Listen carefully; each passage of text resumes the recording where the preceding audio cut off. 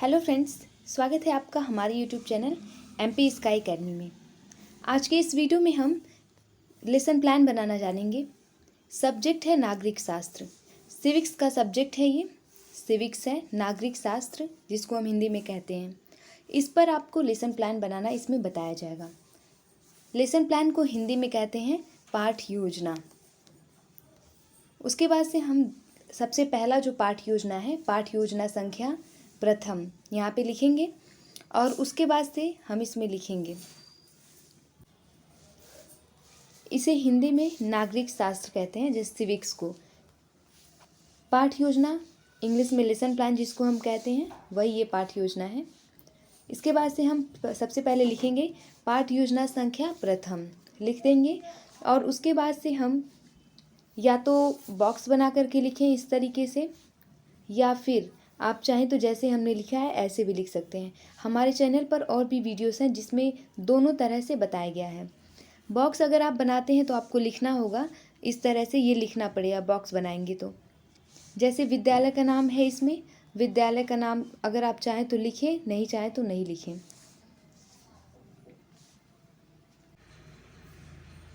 जैसे यहाँ पर डेट लिख लिए, जो दिनांक आपने यहाँ लिखा है वही। क्लास, यहाँ पर क्लास लिख देंगे, क्लास 7th है। इस तरह से बॉक्स बना करके लिखना चाहें तो बॉक्स में लिख सकते हैं। फिर उसके बाद से आपको लिखना है जो सब्जेक्ट है। जैसे सामाजिक विज्ञान है तो आपने सामाजिक विज्ञान लिख दिया, और इस सामाजिक विज्ञान के अंतर्गत जो उप विषय आएगा, जैसे ये नागरिक शास्त्र, तो आपको नागरिक शास्त्र लिखना होगा। अगर इतिहास सब्जेक्ट आप बनाएंगे तो इतिहास लिखना होगा। उसके बाद से उप विषय लिख लेंगे। फिर अवधि, जितने टाइम का वो घंटी रहेगा, 40 मिनट का या 35 मिनट का, वो लिखना है। फिर चक्र, जिस घंटी में पढ़ाना है, दूसरी घंटी तीसरी घंटी, वो लिखेंगे। फिर उसके बाद आता है प्रकरण। प्रकरण हमारा संविधान। प्रकरण वही होता है जो आपको पढ़ाना होता है, वही लिखते हैं इसमें। उसके बाद नंबर आता है सामान्य उद्देश्य का। सामान्य उद्देश्य जो होता है उसमें 8 से 10 सामान्य उद्देश्य आपको लिखना होता है, और ये पूरे विषय से संबंधित होता है। जैसे इसमें पहला लिखा गया है, छात्रों में नागरिक शास्त्र विषय के प्रति रुचि उत्पन्न करना। उसके बाद दूसरा है, छात्र नागरिक शास्त्र विषय के सिद्धांतों, अवधारणाओं एवं तथ्यों से परिचित हो सकेंगे। तीसरा, छात्रों में विषय के ज्ञान के व्यवहारिक एवं सैद्धांतिक योग्यता विकसित करना। चौथा है, छात्रों में आदर्श नागरिक गुणों का विकास करना। पांचवा है, छात्रों में सामाजिक समरसता एवं सद्भाव व विश्व बंधुता के गुणों का विकास करना। छठा है, छात्र संविधान से अवगत हो सकेंगे। इस तरीके से नागरिक शास्त्र जो विषय है उसका जो उद्देश्य होता है वो आपको लिखना होता है। तो वो इस तरह से आप इसमें से नोट डाउन कर सकते हैं। फिर नंबर आता है विशिष्ट उद्देश्य का। विशिष्ट उद्देश्य जो होता है वो पूरे विषय से संबंधित नहीं होता है, उस प्रकरण विशेष से संबंधित होता है। जैसे आप संविधान पढ़ा रहे हैं, जैसे हमारा संविधान, तो संविधान से जो पढ़ने के बाद जिस उद्देश्य से आप पढ़ा रहे हैं, बच्चे क्या क्या जान पाएंगे संविधान को पढ़ने के बाद, वो चीज़ें जो होती हैं वो हम विशिष्ट उद्देश्य में लिखते हैं। इसमें 3 तरह के आप लिखेंगे, ज्ञानात्मक, बोधात्मक और प्रयोगात्मक उद्देश्य। प्रयोगात्मक, तो इस तरह से आपको पहला लिखना होगा। ज्ञानात्मक उद्देश्य में सबसे पहला, छात्र संविधान को जान सकेंगे। इसमें जो बच्चे हैं ज्ञानात्मक उद्देश्य में चीज़ों को एज इट इज जान लेते हैं, परिभाषा बता लेते हैं, अर्थ बता लेते हैं, ये सारी चीज़ें ज्ञानात्मक उद्देश्य में होती हैं। दूसरा आता है बोधात्मक उद्देश्य।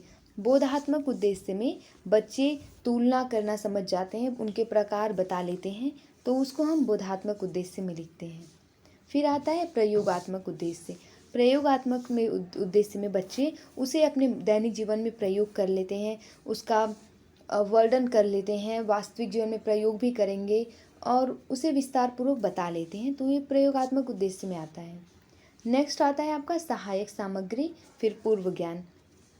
सहायक सामग्री में आप ये सब लिखते हैं, चौक, डस्टर, श्यामपट्ट, और जो आप अपने साथ लेकर के जाएंगे बच्चों को पढ़ाने के लिए, चार्ट वगैरह, वो सब लिखते हैं।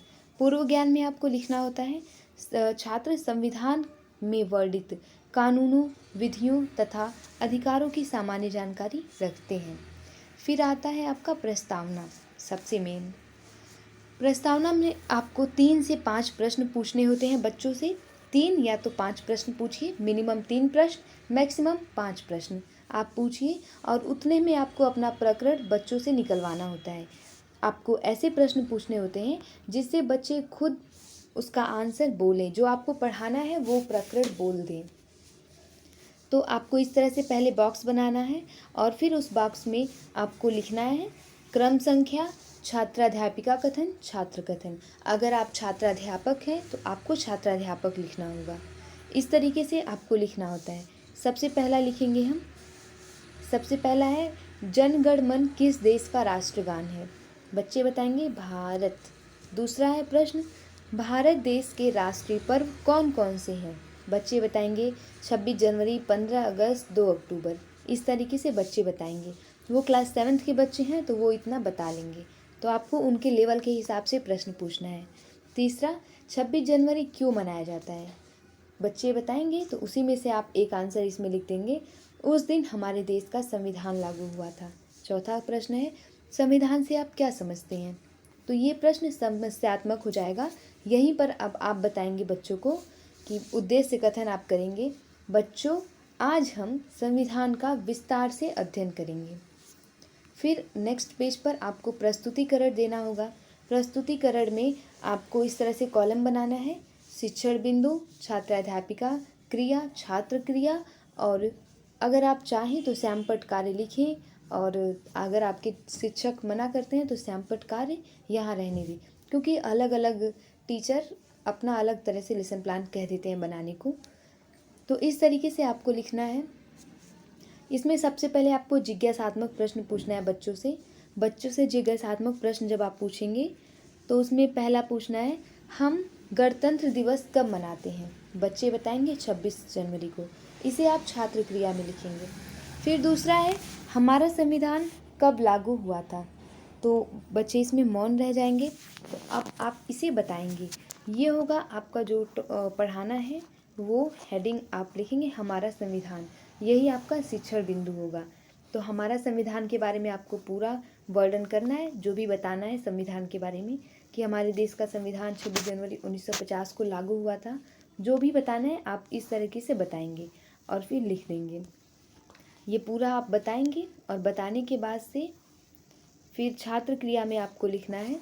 छात्र क्रिया में लिख देना है छात्र छात्राएं ध्यानपूर्वक सुनेंगे। ये लिख देंगे छात्र क्रिया में। और उसके बाद से सैमपट कार्य अगर आप लिखते हैं तो लिखना है 26 जनवरी सन 1950 को संविधान लागू हुआ था। सैमपट कार्य में आप वही इम्पॉर्टेंट चीज़ बस लिखेंगे जो बच्चों को लर्न करवानी होती है, याद करवाना होता है। दूसरा शिक्षण बिंदु बनेगा संविधान का अर्थ, समधन विधान, समान कानून। और छात्र क्रिया में होगा छात्र छात्रा ध्यानपूर्वक सुनेंगे। उसके बाद से सैमपट कार्य में समधन विधान आपको लिखना है, समान कानून। तीसरा शिक्षण बिंदु है संविधान की परिभाषा। संविधान की परिभाषा आपको बता देना है कि संविधान नियमों और कानूनों का संग्रह होता है जिसके आधार पर किसी देश की शासन व्यवस्था संचालित की जाती है। फिर छात्र क्रिया में छात्र रुचिपूर्वक सुनेंगे और समझेंगे, और कॉपी में लिखना होगा तो वो भी आप लिख देंगे।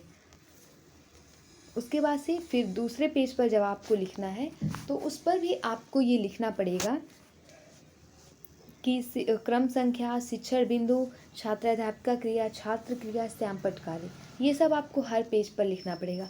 जितने पेज पर प्रस्तुतिकरण जाएगा उतने पर लिखना पड़ेगा। इस पर आपका संविधान की प्रस्तावना शिक्षण बिंदु है। अब इसके बारे में आपको बताना होगा, आप पूरा वर्णन करेंगे इसके बारे में। और छात्र क्रिया में छात्र छात्राएं ध्यानपूर्वक सुनेंगे, ये लिखते रहना है। फिर जो भी सैमपट कार्य आप कर रहे हैं उसको लिखते जाएंगे। जो भी जिन भी शब्दों का यूज कर रहे हैं वो आप बता देंगे बच्चों को।